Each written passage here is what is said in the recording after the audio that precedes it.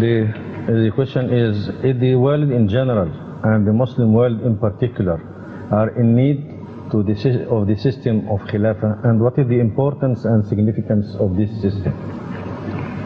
You see, the question is evident, self-evident in fact. I mean to say the answer of this question is self-evident. The fact is that all Muslim Ummah, although it should be one, is divided into so many sects and other divisions as well. Not only on religious plane, but also on the political plane, it is divided. And when a people are divided, then they cannot attain in the world what a united people can attain, because the might is not only divided and split, the might is pitched against one another. So when this happens, then sometimes the sum total is even less than a zero. However big a people be, if they are opposing each other on small issues or big issues, they are fighting with each other, they are dividing their might against each other, and unfortunately call it jihad, then what would be the outcome of this? What energy would be left to build themselves and to defend Islam and the Muslim interests against their enemies? So that is the need for unification under one Imam, and to be disciplined in an order which is a single order in the whole of Islam. This cannot be done without Khilafah, because Khilafah is a system whereby the absence of the Prophet is somehow compensated by a person who officiates him, who sits as a deputy and a subordinate central authority on the seat which has been vacated by the Prophet who has deceased. So this is the principle of Khilafah, and as such it was understood by all Muslims. The need for Khilafah was immediately felt after Rasulullah's demise. Now this is displayed in Islam in every part of Islamic teachings. Without unification, without discipline, in fact Islam cannot be practiced properly. When you say the prayer 5 times a day in the mosque, how is it performed? There has to be an Imam, and it is behind that Imam that the unity of the people who have gathered there is established, otherwise there can be no unity. And that is why there is so much emphasis in the Holy Quran on congregational prayers. And the importance of Imam is so great that even if Imam commits a mistake, the instruction is that all the followers of that Imam, knowing that he has committed a mistake, should repeat the mistake behind him. How better could the need for the Imam and unity of the people be emphasized than this? So if there has to be an Imam in the mosque, in a small community, how can you conceive an Ummah without an Imam? And as far as the Ummah is concerned, there is another injunction in the Holy Quran, that wherever you are, face yourself towards Qibla. There is one common Qibla for all the Muslims of the world. Regardless of where you are, the Qibla is one. This is like the order, this is a situation at a global level what you find in the mosque.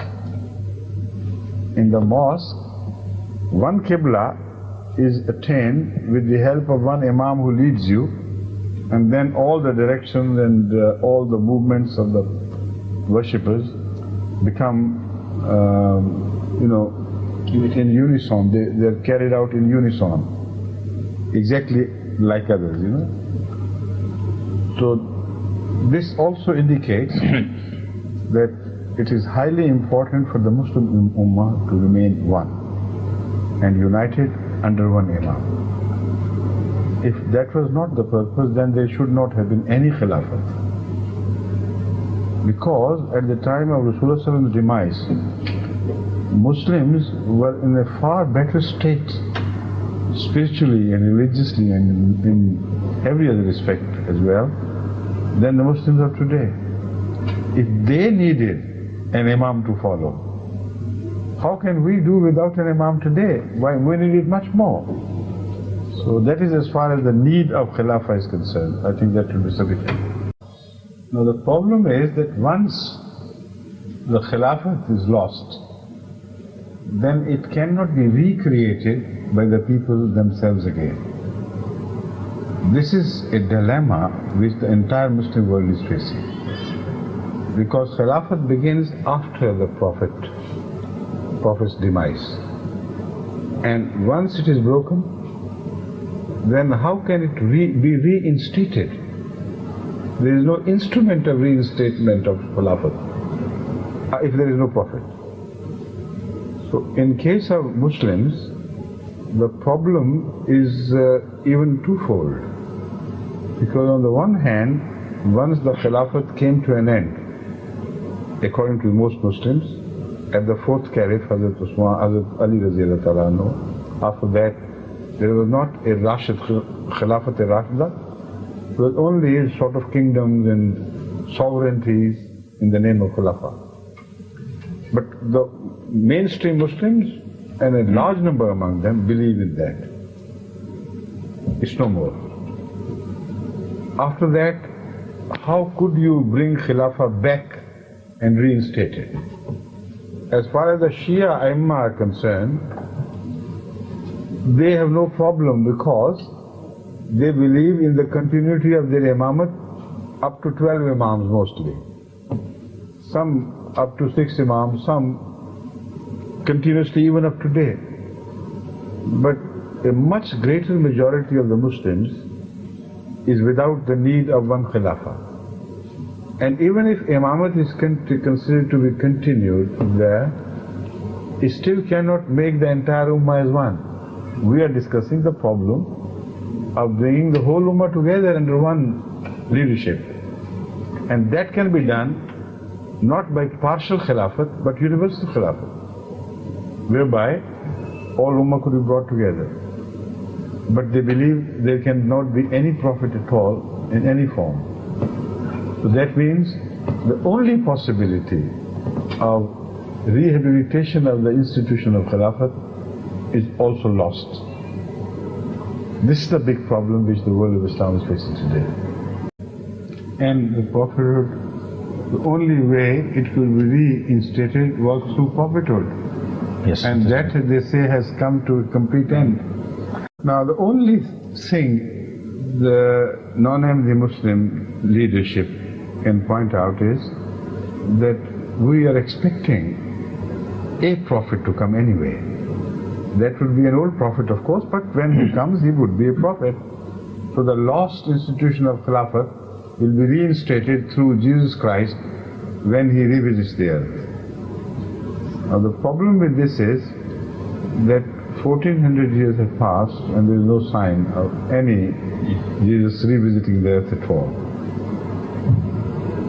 It has, the age has changed.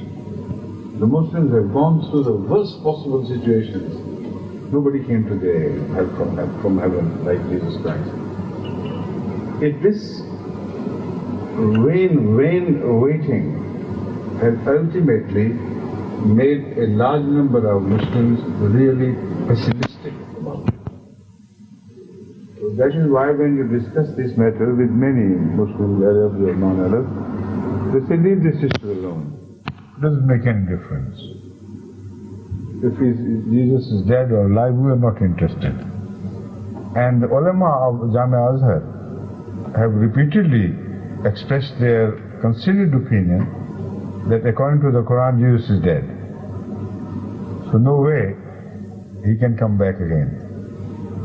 So that path is also open, if it is open, only in in their mythology, in their wishful thinkings. Practically, it's a closed road and nobody is going to come from heaven again.